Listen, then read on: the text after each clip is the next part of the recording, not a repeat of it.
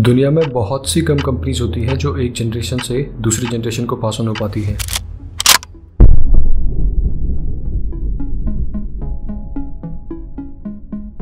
लेकिन आज जिस कंपनी के बारे में हम जानने वाले हैं वो न सिर्फ 4 जनरेशन को पास ऑन हुई है बल्कि हर जनरेशन में एक्सपोनेंशियली ग्रो भी हुई है।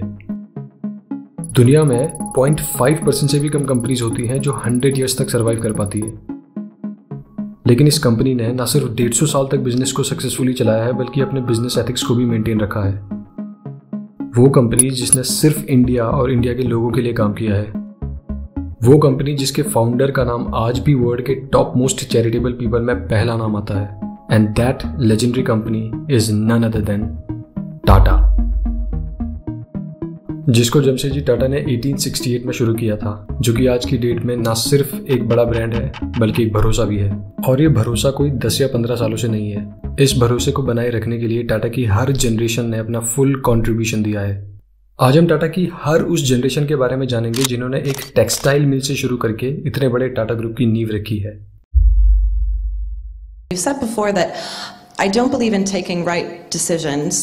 I take decisions and then I make them right. How did you come to build that philosophy? I'm sorry, I'm going to upset you, but Facebook or Twitter that made that statement, it was never made by me. That's not you. Well, that's awkward.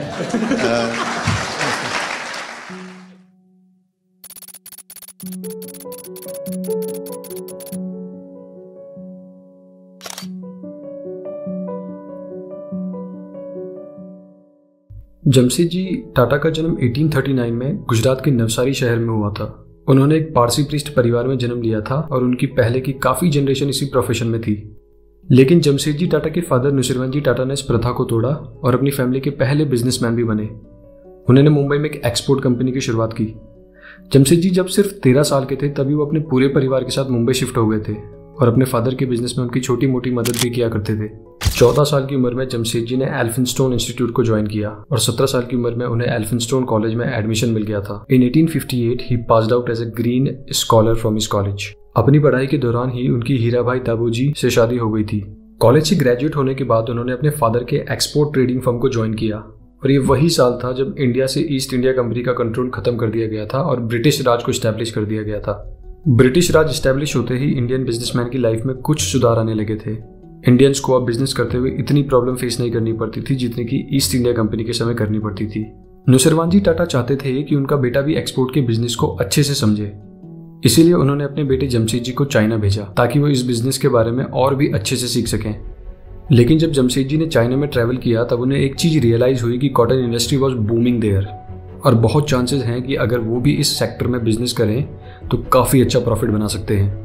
ये वो दौर था जब textile industry पूरी दुनिया में high demand पर थी और अमेरिका वर्ल्ड का सबसे बड़ा कॉटन एक्सपोर्टर था। लेकिन 1861 में अमेरिका में सिविल वॉर के चलते कॉटन के एक्सपोर्ट पर रोक लगा दी गई और अब ब्रिटिशर्स को तलाश थी एक ऐसे देश की जहाँ की लैंड भी फर्टाइल हो और एक्सपोर्ट के लिए सी कोस्ट भी हो।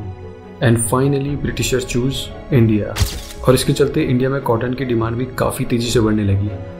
जब जमशेदजी टाटा 30 साल के थे तब उन्होंने अपने फादर की कंपनी को छोड़कर खुद की एक ट्रेडिंग कंपनी चालू की करीब 21,000 रुपये की लागत से, जो कि आज की डेट में $60 मिलियन होता है। फिर 1869 में उन्होंने चिंच पोकली में एक बैंकरप्ट ऑयल मिल को खरीदा और उसे कॉटन मिल में कन्वर्ट किया, जिसका नाम उन्होंने अलेक्जेंडर मिल रखा।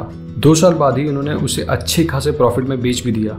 Jamshedji cotton and textile industry के बारे में काफी डीप मार्केट रिसर्च करना चाहते थे और इस इंडस्ट्री में यूज होने वाली सभी एडवांसमेंट को देखना चाहते थे। And for that he decided a trip to England. ये वो वक्त था जब इंग्लैंड टेक्नोलॉजी, एडवांसमेंट, एजुकेशन इन सभी चीजों में इंडिया से काफी आगे था। काफी समय तक इंग्लैंड में मार्केट रिसर्च करने के बाद जमशेदजी को पता चला कि इंडिया के पास वो हर चीज है जो उसे कॉटन इंडस्ट्री का हब बना सकती है। इंडिया के पास अच्छी फर्टाइल लैंड है, हार्ड वर्किंग लेबर्स हैं, पावर सप्लाई के लिए कोल माइंस हैं, गुड वेदर कंडीशंस हैं और डिस्ट्रीब्यूशन के लिए काफी बड़ा सी नेटवर्क भी है। फाइनली 1874 में जमशेदजी टाटा ने नागपुर में spinning, weaving and manufacturing company चालू की। ये वो समय था जब बॉम्बे को कॉटन इंडस्ट्री का हब माना जाता था और इंडिया में जितनी भी कॉटन मिल्स थी वो बॉम्बे में ही थी। इसके पीछे का सबसे बड़ा कारण था बॉम्बे के पोर्ट्स, जिनके थ्रू डिस्ट्रीब्यूशन काफ़ी आसानी से हो जाता था। जमशेदजी ने अपनी मिल जब नागपुर में खोली तब उनका काफ़ी मजाक बनाया गया क्योंकि नागपुर मुंबई से करीब 800 किलोमीटर दूर था और दूर दूर तक कहीं भी पोर्ट्स नहीं थे। लेकिन वो लोग ये नहीं जानते थे कि जमशेदजी का विजन कुछ और चीज को लेकर ही था। जमशेदजी ने नागपुर को इसलिए चुना क्योंकि वो एक कॉटन प्रोड्यूसिंग एरिया के पास था। नागपुर में लैंड की प्राइस भी काफी कम थी, पावर सप्लाई के लिए कोल माइंस भी काफी नजदीकी था, वहाँ हैंडलूम्स का काम भी काफी बड़े लेवल पर हुआ करता था। And main thing, newly rail road की वजह से गुड्स का डिस्ट्रीब्यूशन भी काफी ईजी था। 1877 में क्वीन विक्टोरिया को भारत की महारानी का खिताब दिया गया, जिसको इंग्लिश में एम्प्रेस ऑफ इंडिया के नाम से भी जाना जाता था, जिसको देखते हुए जमशेदजी ने भी अपनी नई मिल का नाम एम्प्रेस मिल रख दिया था। और ये इंडिया की सबसे एडवांस मशीनरी वाली मिल थी, जिसकी मशीन्स को ब्रिटेन से इंपोर्ट किया जाता था।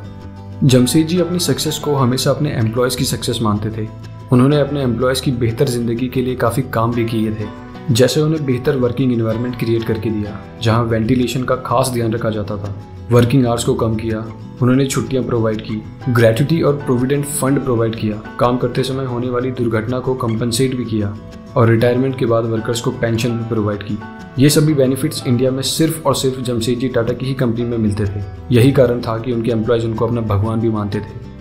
1885 में भी जमशेदजी टाटा ने एक और कंपनी चालू की, जिसका मेन पर्पस था इंडियन क्लोथ्स को पास के ही फ्रांस कॉलोनी में डिस्ट्रीब्यूट करना। लेकिन कम डिमांड के चलते उनके इस बिजनेस को बंद करना पड़ा। लेकिन बाद में उन्होंने बॉम्बे की कुर्ला में धरामसी मिल को खरीद लिया और बाद में अहमदाबाद में एडवांस मिल को खरीदने के लिए उसे बेच भी दिया। जमशेदजी ने इस मिल का नाम एडवांस मिल इसलिए रखा क्योंकि ये उस वक्त की सबसे हाईटेक मिल थी, जो कि आगे चलकर अहमदाबाद की इकोनॉमी के लिए भी काफ़ी बेनिफिशियल रही। जमशेदजी अपने जीवन के बाद की स्टेज में भी इंडस्ट्रियल वर्ल्ड में एक इम्पॉर्टेंट फिगर बनकर रहे। स्वामी विवेकानंद जी से एक बार मुलाकात के बाद उन्होंने मेक इन इंडिया और स्वदेशिज्म का प्रचार खुलकर किया। स्वदेशी मूवमेंट 1903 के बाद से शुरू हो चुका था, लेकिन जमशेदजी टाटा ने इसकी नींव बहुत पहले ही रख दी थी और वो जब तक जिंदा थे तब तक इसके लिए लड़ते रहे। यहाँ तक कि उन्होंने अपनी नई मिल का नाम भी स्वदेशी मिल रखा।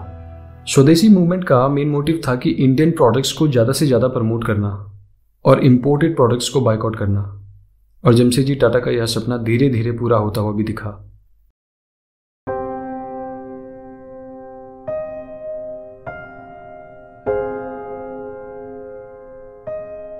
जमशेदजी टाटा के 4 बड़े सपने थे, जिनमें से उनके जीते जी उनका एक ही सपना पूरा हो पाया।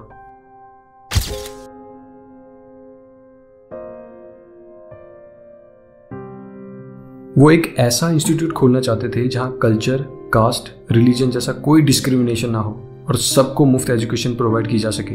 इवन इस थॉट को रियलिटी में बदलने के लिए उन्होंने अपनी आधी वेल्थ भी डोनेट कर दी थी, लेकिन उनका ये सपना उनके जीते जी पूरा ना हो सका।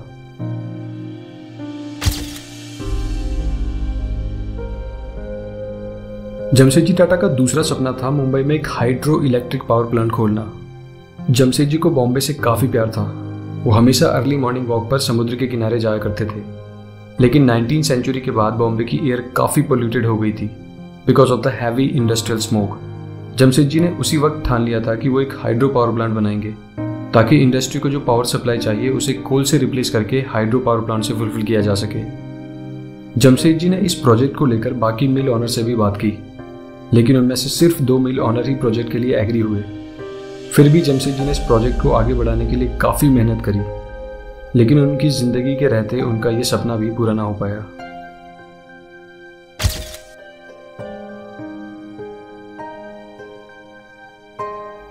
जमशेदजी का तीसरा सपना था एक वर्ल्ड क्लास होटल खोलना। एक बार जमशेदजी अपने एक इंग्लिश फ्रेंड के साथ शहर के किसी बड़े होटल के रेस्टोरेंट में चले गए, लेकिन वहाँ के मैनेजर ने ये कहकर उन्हें एंट्री नहीं दी कि Indians are not allowed in this hotel. Jamshedji जैसे बड़े बिजनेसमैन तक को अपने ही देश में डिस्क्रिमिनेशन का शिकार होना पड़ा। उन्होंने तभी से ठान लिया था कि वो इंडियंस के लिए दुनिया का सबसे आलीशान होटलों में से एक होटल मुंबई में बनवाएंगे, जहाँ हर इंडियंस की एंट्री अलाउड हो।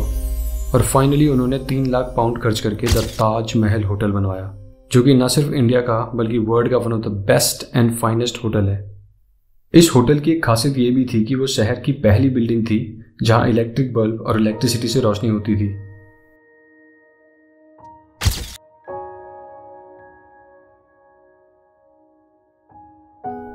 1869 में जमशेदजी ने मैनचेस्टर में एक लेक्चर अटेंड किया। लेक्चर के दौरान थॉमस कार्लाइल कहते हैं कि जिस नेशन के पास आयरन एंड स्टील का कंट्रोल होता है वो बहुत जल्दी गोल्ड पर भी कंट्रोल पा लेता है। और यहीं से जमशेदजी के दिमाग में इंडिया में आयरन एंड स्टील के प्लांट को लेकर नया विजन सेट हुआ। अब उनकी तलाश शुरू हो जाती है एक ऐसे आदमी को ढूंढने के लिए जो उनके विजन को रियलिटी में बदल सके और इंडिया में आयरन माइंस को खोज निकाले। Finally he found one man named Charles Page Perin, जो कि एक जियोलॉजिस्ट और एक मेटलर्जिस्ट भी थे। बहुत से चैलेंजेस फेस करने के बाद छोटा नागपुर में उन्होंने करीब 3 बिलियन टन आयरन ओर ढूंढ निकाला। जमशेदजी ने करीब 30 साल तक आयरन प्रोजेक्ट को सक्सेसफुल बनाने के लिए काफ़ी मेहनत करी और जैसे ही प्रोजेक्ट शुरू होने वाला था उनका जर्मनी में देहांत हो गया। बाद में वहाँ iron and steel plant setup किया गया और उस जगह का नाम बदलकर जमशेदपुर रख दिया गया।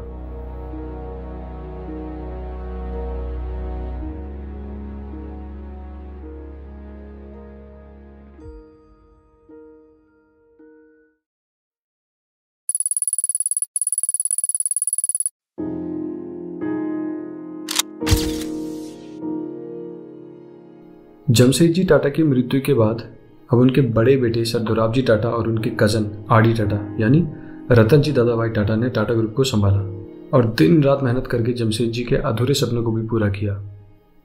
सर दोराबजी टाटा का जन्म 1858 में मुंबई में हुआ था।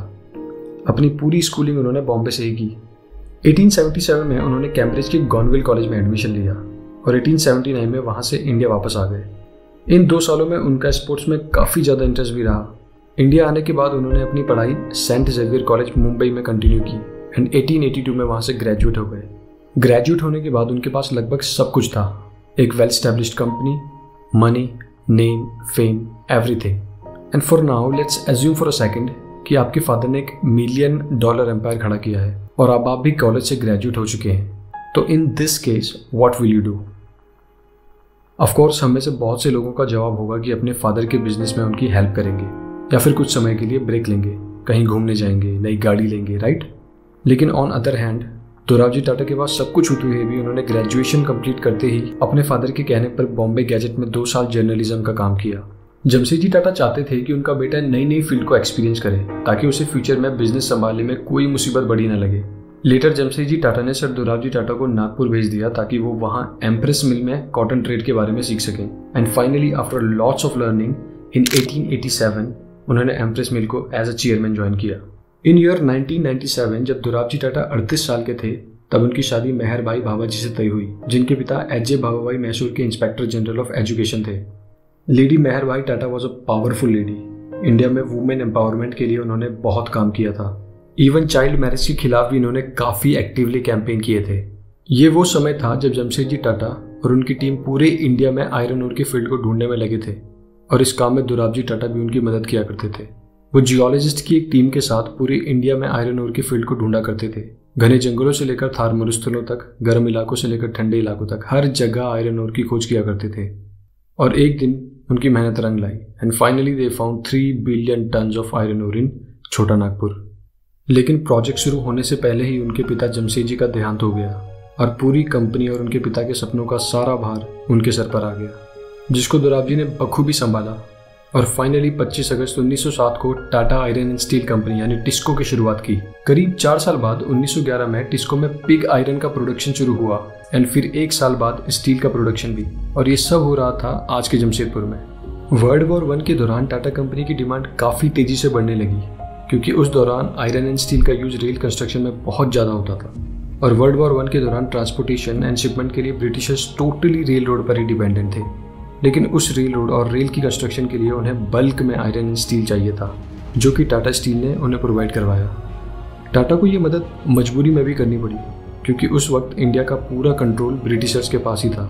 वो चाहते तो किसी भी कंपनी पर सैंक्शन लगा सकते थे और अगर ये सैंक्शन टाटा पर लग जाते तो हजारों एम्प्लॉयज़ को दोबारा से बेरोजगारी और गरीबी में जीना पड़ता। बहरहाल दोराबजी टाटा ने अपने फादर का एक सपना 1907 में पूरा कर दिया था टिस्को की शुरुआत करके।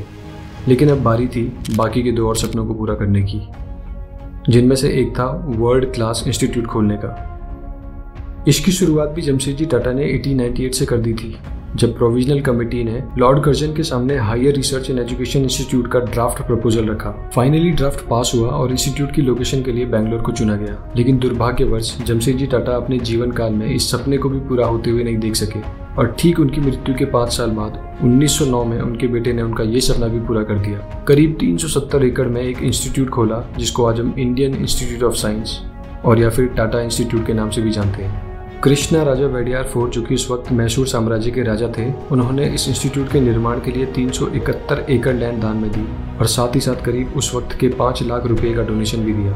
हैदराबाद के 7वें नवाब ओस्मान अली खान ने भी लगभग 3 लाख रुपए का डोनेशन दिया। अब बारी थी जमशेदजी टाटा के आखिरी सपने को पूरा करने की, जो था एक हाइड्रो इलेक्ट्रिक पावर का निर्माण। एंड फाइनली 1910 में Tata hydro electric power supply came into existence, जिसको 1916 में Andhra valley power supply company के साथ मर्ज कर दिया गया, जिसको आज टाटा पावर के नाम से जाना जाता है, जो कि आज भारत से लेकर फॉरेन कंट्रीज तक अपने ऑपरेशन चला रही है। ऐसा नहीं है कि दोराबजी टाटा ने बिजनेस में कभी डिफिकल्टी फेस नहीं की, बल्कि एक बार उन्होंने अपने एम्प्लॉयज की सैलरी देने के लिए अपने पर्सनल एसेट्स और अपनी पत्नी के गहने तक बेच दिए थे। वर्ल्ड वॉर 1 खत्म होते ही स्टील की डिमांड गिरने लगी थी और अब टाटा का स्टील का business totally regular customers like Japan पे डिपेंडेंट था। लेकिन कुछ ही समय के बाद जापान में काफ़ी हाई स्केल का अर्थक्वेक आने के चलते वहाँ से भी स्टील की डिमांड कम्प्लीटली बंद हो गई थी। लेकिन ये तो अभी मुसीबतों की सिर्फ शुरुआत थी। 1929 में स्टॉक मार्केट बैडली क्रैश हो गया था और ग्लोबल लेवल पर मंदी आ गई थी, जिसने टाटा की मुसीबतें और भी बढ़ा दी थी। टाटा ग्रुप की हालत इतनी ज़्यादा खराब हो गई थी कि उनके पास अपने एम्प्लॉयज़ तक को सैलरी देने के पैसे नहीं थे। ग्लोबल रिसेशन के टाइम पे काफ़ी बड़ी बड़ी कंपनीज ने अपने एम्प्लॉयज़ को कंपनी से निकाल दिया था, लेकिन वो तो टाटा थे। उन्होंने एक भी एम्प्लॉय को निकालना तो दूर, बल्कि उनकी सैलरी तक में 1% की कटौती नहीं की। इवन उस दौरान उन्होंने अपने एम्प्लॉयज़ को नई नई हेल्थ स्कीम्स भी प्रोवाइड की। ये सब उन्होंने अपनी पर्सनल वेल्थ से किया। उन्होंने अपने पर्सनल एसेट्स और अपनी पत्नी के गहने को बेचकर एम्प्लॉयज़ की सैलरी के लिए पैसा इकट्ठा किया। सर दोराबजी टाटा को खेल से बहुत प्यार था और उनका खेल के प्रति प्रेम उनकी फिलेंथ्रोपिक एक्टिविटी से ही पता चल जाता है। वो इंडियन ओलंपिक एसोसिएशन के प्रेसिडेंट भी थे। 1919 में उन्होंने ओलंपिक गेम्स में पार्टिसिपेट करने के लिए 4 एथलीट और 2 रेसलर्स को भी स्पॉन्सर किया। इवन 1924 के पेरिस ओलंपिक में जाने वाले इंडियन प्लेयर्स को भी उन्होंने फाइनेंशियली पूरा सपोर्ट किया। 1931 में उनकी पत्नी मेहरबाई टाटा की ब्लड कैंसर से मौत हो गई और उस वक्त वो सिर्फ 52 साल की थी। उनकी मौत के तुरंत बाद दोराबजी टाटा ने लेडी टाटा मेमोरियल की स्थापना की, जो कि ब्लड रिलेटेड डिजीज में एडवांस स्टडीज के लिए जाना जाता है। 1932 में टाटा ने एक ऐसे ट्रस्ट फंड की शुरुआत की जहां न ही कास्ट देखी जाती थी, न ही रिलीजन, न ही नेशनैलिटी, और इस ट्रस्ट को आज सर दोराबजी टाटा ट्रस्ट के नाम से जाना जाता है। अपनी वाइफ की डेथ के 1 साल बाद ही 3 जून 1932 को दोराबजी टाटा भी इस दुनिया से चल बसे।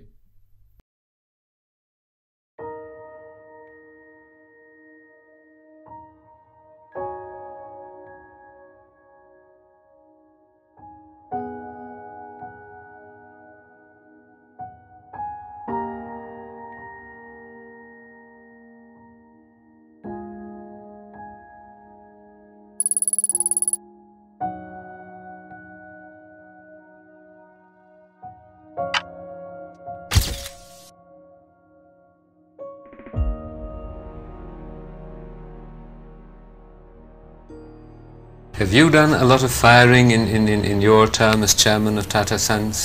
I think my leadership, if you can call it that, in Tatas or in business, therefore, has been one of always thinking of colleagues as a team. If one didn't agree, there are ways. I took part in firings, but not in any way that involved me very deeply. It must be deeply because I had to approve.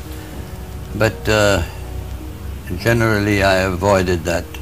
There are other ways of dealing with situations than firing the man. 1904 में जमशेदजी टाटा का देहांत हुआ और उसी के ठीक 2 महीने बाद 29 जुलाई 1904 को एक और लेजेंडरी इंडस्ट्रियलिस्ट ने जन्म लिया, जिनका नाम था JRD Tata, Jehangir Ratanji Dadabhoy Tata, also known as the father of industrial revolution in India. ये वो व्यक्ति थे जो सिर्फ और सिर्फ भारत और भारत के लोगों के लिए जिए। इंडिया को बनाने में इनका जो कंट्रीब्यूशन है वो शायद ही किसी और बिजनेसमैन का होगा। एक्चुअली लेजेंड शब्द भी इनके लिए कम है। You can't describe this man in 1 word. JRD Tata वो आदमी थे जिन्होंने कभी यूनिवर्सिटी देखी तक नहीं थी और ना ही कोई बहुत बड़े लेवल पर एजुकेशन ली थी। फिर भी आज जो आप टाटा को वेरियस इंडस्ट्रीज में रूल करता हुआ देख रहे हैं वो इन्हीं की देन है। ये एकमात्र ऐसे इंडस्ट्रियलिस्ट हैं जिन्हें highest civilian honour Bharat Ratna से सम्मानित किया गया है। JRD टाटा का जन्म फ्रांस के पेरिस शहर में हुआ था। ये अपने पिता रतनजी दादाभाई की दूसरी संतान थे। JRD टाटा की माँ फ्रांस की सिटीजन थी जिनका नाम सुजैन था। JRD टाटा का पूरा बचपन फ्रांस में ही गुजरा था और उन्होंने अपनी स्कूलिंग पेरिस शहर से की थी। और ये चाहते थे कि कैम्ब्रिज यूनिवर्सिटी से अपनी इंजीनियरिंग पूरी करें, लेकिन शायद किस्मत को कुछ और ही मंजूर था। जब ये सिर्फ 19 साल के थे तब इनकी माँ का देहांत हो गया था। माँ के देहांत के बाद उनके फादर इंडिया में शिफ्ट हो गए और टाटा ग्रुप को ज्वाइन कर लिया। ये भी अपनी हायर स्टडीज़ के लिए 1923 में इंग्लैंड चले गए, लेकिन इनके फादर चाहते थे कि अब उनका बेटा इंडिया आकर टाटा ग्रुप को ज्वाइन करे। When he turned 20, he joined France army, जो कि वहाँ का रूल है कि हर आदमी को 1 साल आर्मी को देना जरूरी है। 1 साल आर्मी में काम करने के बाद फाइनली इन्हें इंडिया बुला लिया गया। टाटा ने कुल 4 देशों से एजुकेशन ली थी, फ्रांस, जापान एंड इंग्लैंड। 4 देशों में पढ़ने के बाद भी ये सिर्फ मैट्रिकुलेशन तक ही पढ़ पाए और कभी कॉलेज नहीं गए।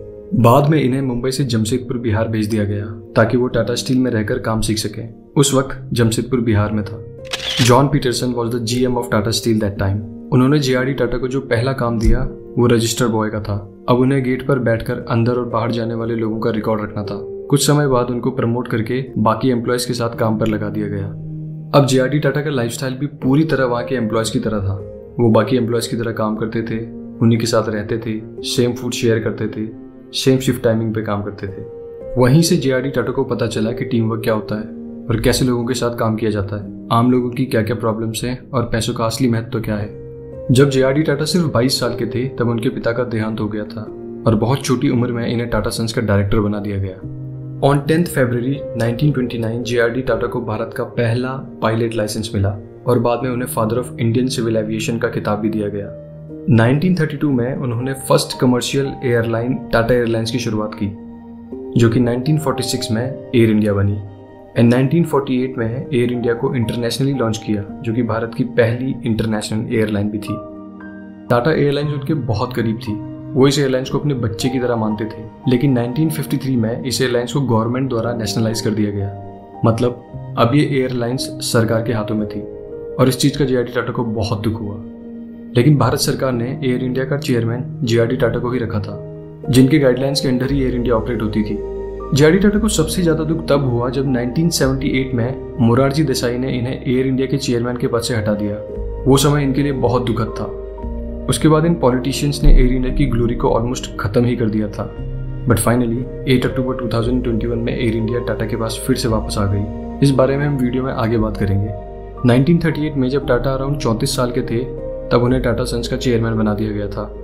कई दशकों तक उन्होंने टाटा ग्रुप को पूरे एथिकल स्टैंडर्ड्स के साथ चलाया और टाटा ग्रुप के रेवेन्यू और प्रॉफिट्स को आसमान तक पहुंचा दिया था। टाटा ग्रुप का रेवेन्यू $100 मिलियन से सीधा $5 बिलियन तक पहुंच गया था।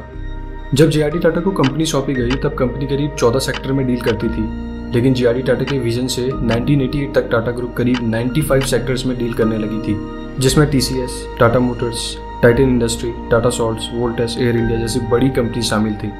1945 में उन्होंने टाटा मोटर्स की शुरुआत की, जिसका मेन पर्पस उस वक्त ट्रेन के लिए इंजन बनाना था। बट इन 1954 उन्होंने कमर्शियल व्हीकल सेक्टर में एंट्री ली। कई सालों तक टाटा ने कमर्शियल व्हीकल सेक्टर पर राज किया और फाइनली 1991 में टाटा मोटर्स ने पैसेंजर व्हीकल मार्केट में एंट्री ली। JRD टाटा अपने वर्कर्स की बहुत ज़्यादा रिस्पेक्ट करते थे और वो चाहते थे कि उनके और इंडिया के हर एम्प्लॉयज़ का वर्किंग लाइफस्टाइल सुधरे। इसके लिए उन्होंने काफ़ी काम भी किया। 1956 में JRD टाटा ने वर्किंग क्लास लोगों के लिए काफ़ी आवाज़ भी उठाई। वो चाहते थे कि एम्प्लॉयज़ के लिए सिर्फ 8 घंटे का वर्किंग डे हो, वर्कर्स को फ्री मेडिकल एड मिले, वर्कर्स को प्रोविडेंट स्कीम मिले और एक्सीडेंट के दौरान उन्हें कंपनसेशन मिले।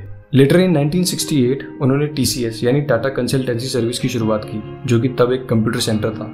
आज TCS इतनी बड़ी कंपनी है जो अकेले करीब 6 लाख लोगों को रोजगार दे रही है। JRD Tata sir Dorabji Tata trust के ट्रस्टी भी थे और इनकी गाइडेंस में 1941 में इस ट्रस्ट के थ्रू एशिया का पहला कैंसर हॉस्पिटल और रिसर्च एंड ट्रीटमेंट सेंटर बनाया गया, जिसका नाम था Tata memorial centre. Tata institute of social science यानी TISS की शुरुआत भी इन्होंने सन 1936 में की, जो कि एशिया का सबसे पुराना सोशल वर्किंग एजुकेशन इंस्टीट्यूट भी है। Tata institute of fundamental research TIFR की शुरुआत भी 1945 में JRD टाटा ने ही की, जो कि आज साइंस मैथमेटिक्स की रिसर्च में आज इंडिया का नंबर 1 इंस्टीट्यूट है। टाटा ने अपने पूरे जीवन काल में बहुत से अवार्ड कमाए हैं और उनमें से एक अवार्ड उन्होंने 1992 में मिला, जो कि भारत का सबसे बड़ा सिविल ऑनर माना जाता है, जो उनसे पहले किसी भी बिजनेसमैन को नहीं मिला था, Bharat Ratna.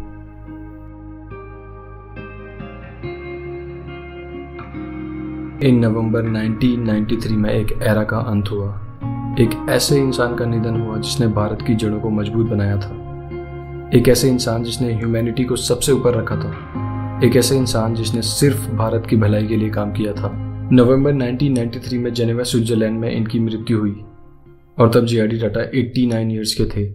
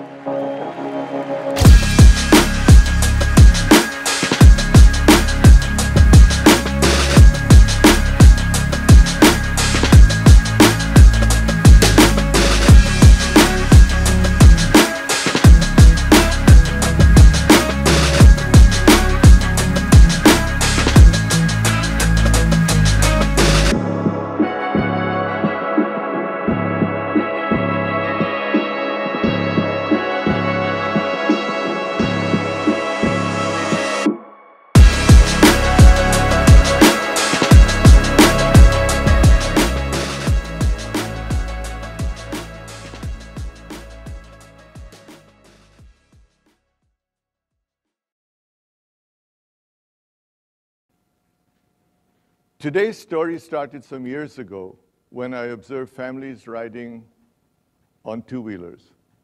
The father driving a scooter, his young kids standing in front of him, his wife sitting behind him holding a baby. And I asked myself whether one could conceive of a safe, affordable, all-weather form of transport for such a family. A vehicle that could be affordable and low cost enough to be within everyone's reach.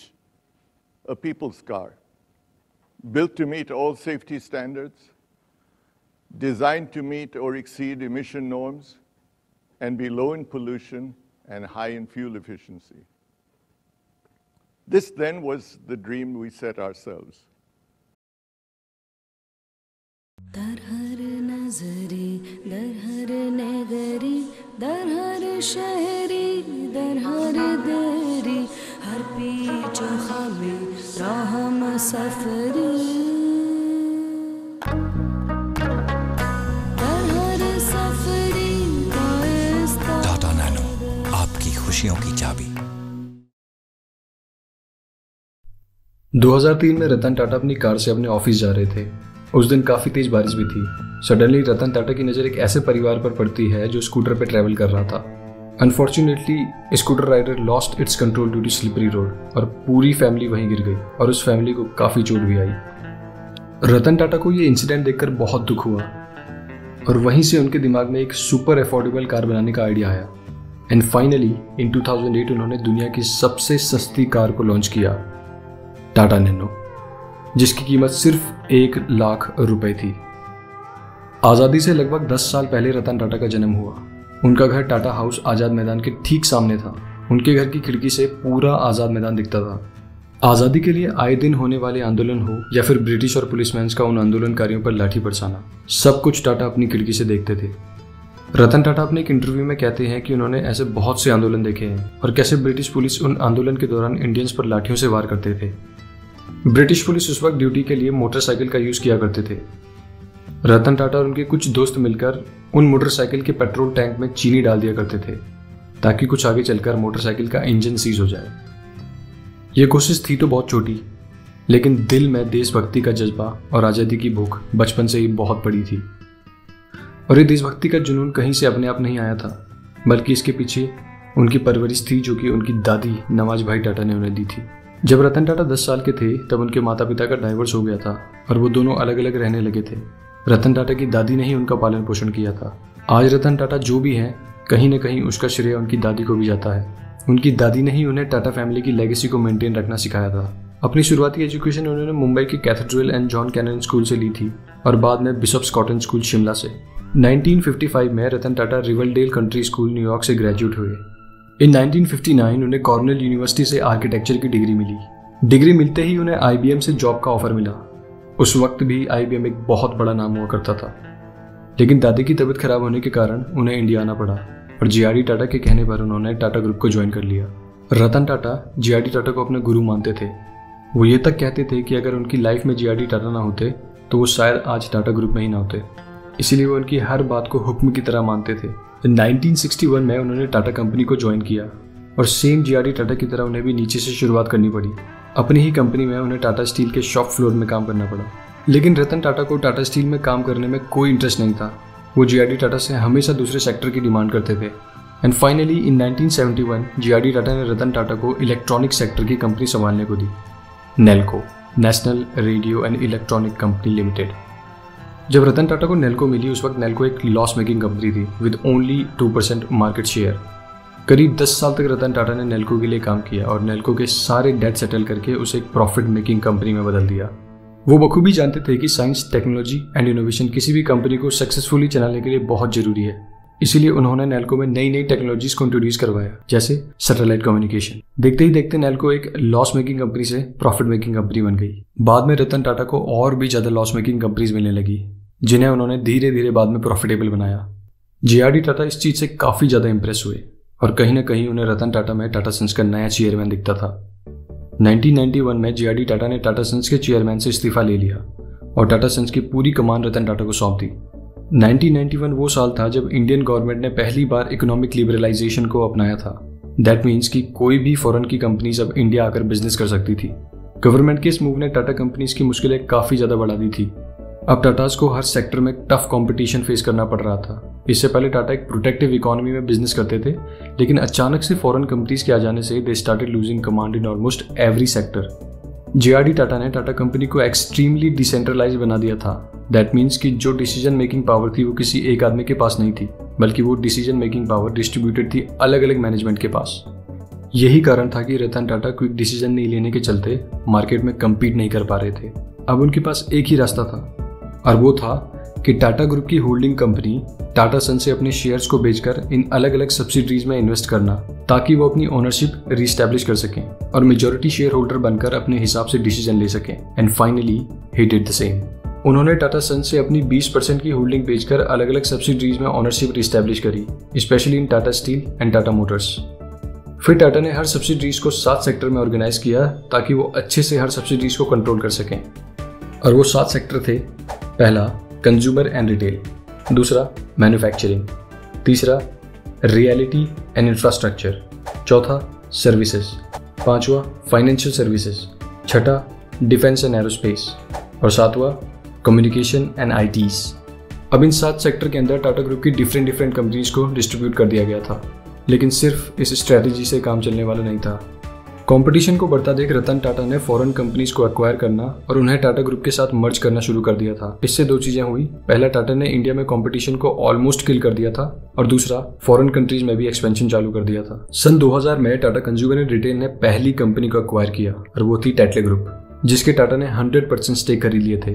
फिर उसी साल टाटा ने गैमप्लेक्स को भी खरीद लिया और अगले 10 साल तक लगभग 100 फॉरेन कंपनीज को एक्वायर कर लिया था, जिसमें काफी बड़ी बड़ी डील्स भी शामिल थी, जैसे $12 billion deal to acquire European steel titan Corus in 2007, Jaguar and Land Rover deal for $2 billion in 2008।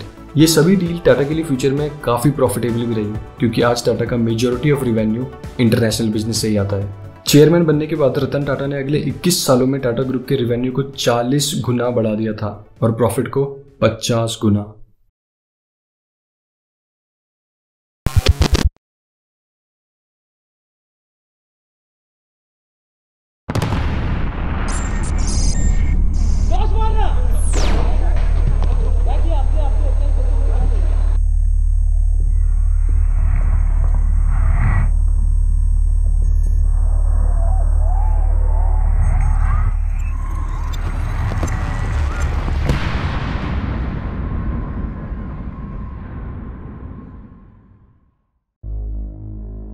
छब्बीस 11/2008 को मुंबई में करीब 8 जगह आतंकवादी हमले हुए। इस हमले की पूरी प्लानिंग लश्कर ए तालिबान ने की थी, जो कि पाकिस्तान का एक मिलिटेंट ग्रुप है। हमला इतना भयानक था कि उसने पूरे देश को अंदर तक झंझोड़ कर रख दिया था। उन 8 हमलों वाली जगहों में से एक जगह होटल ताज भी था। इस हमले में होटल ताज में करीब 31 लोगों की डेथ हुई, जिनमें से एक आर्मी कमांडर संदीप उन्नीकृष्णन भी शहीद हुए थे और सैकड़ों लोग घायल हुए थे। ये कैजुअलिटी सिर्फ होटल ताज की ही है। उस दिन मुंबई में करीब 8 जगह हमलों में 166 लोगों की जान गई और करीब 300 लोग घायल हुए। इस अटैक के बाद महाराष्ट्र गवर्नमेंट ने एक अनाउंसमेंट करी कि जो भी लोग इस अटैक में मारे गए हैं उनकी फैमिली को 5 लाख तक का कंपनसेशन दिया जाएगा और जो लोग इंजर्ड हुए हैं उन्हें करीब 50,000 रुपये का कंपनसेशन दिया जाएगा। लेकिन महाराष्ट्र गवर्नमेंट को करीब 12 साल लगे विक्टिम्स को कंपनसेशन देने में और काफी लोग ऐसे हैं जिन्हें अभी तक कोई कंपनसेशन नहीं मिला। और दूसरी तरफ रतन टाटा ने टीपीएस वेलफेयर ट्रस्ट की शुरुआत की, यानी ताज पब्लिक सर्विस वेलफेयर ट्रस्ट, और करीब 20 दिनों में ही हर किसी को कंपनसेशन भी दे दिया। यही नहीं बल्कि Taj employees who lost their lives in Taj attack, उनकी पूरी सैलरी, बच्चों की अच्छी स्कूलिंग, उनके मेडिकल एक्सपेंसेस, मैरिज कॉस्ट, हर चीज की रिस्पॉन्सिबिलिटी रतन टाटा ने ली। इवन वो पुलिसकर्मी जो इस इंसिडेंट में शहीद हुए थे उन तक को रतन टाटा ने कंपनसेट किया।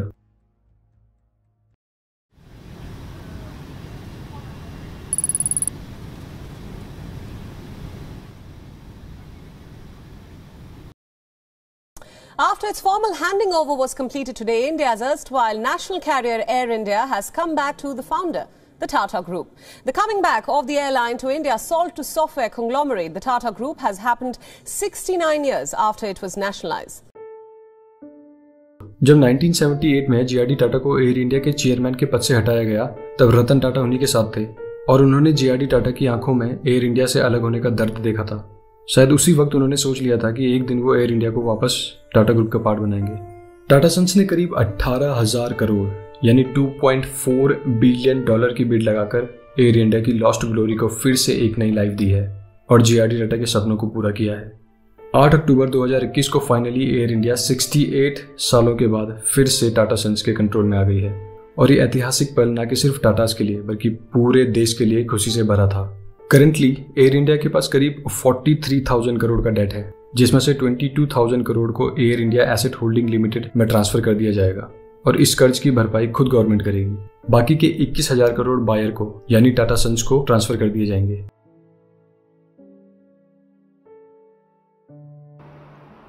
I dedicate my last years to help make Assam a state that recognizes and is recognized by all. Thank you very much.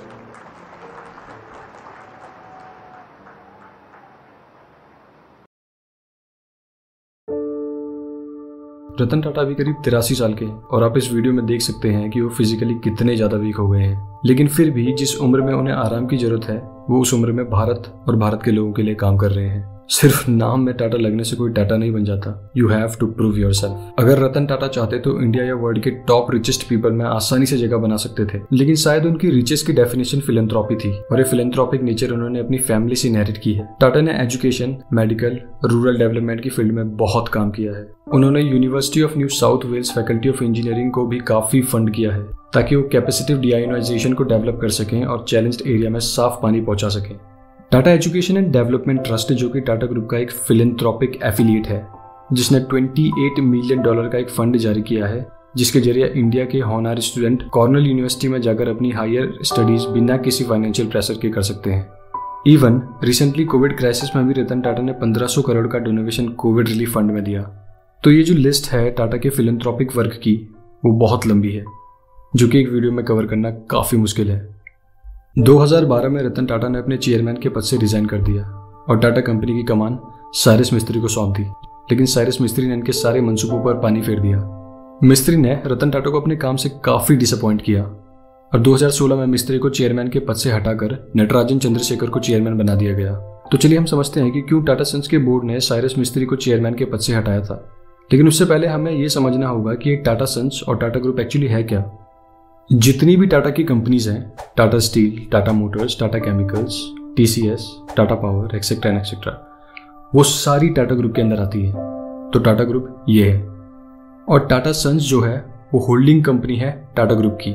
Tata sons के पास टीसीएस का 72% स्टेक है, टाटा मोटर्स का 35% स्टेक है, वोल्टास का 30%, टाइटन का 25% और ऐसे ही टाटा ग्रुप की हर कंपनीज का स्टेक टाटा सन्स के पास है।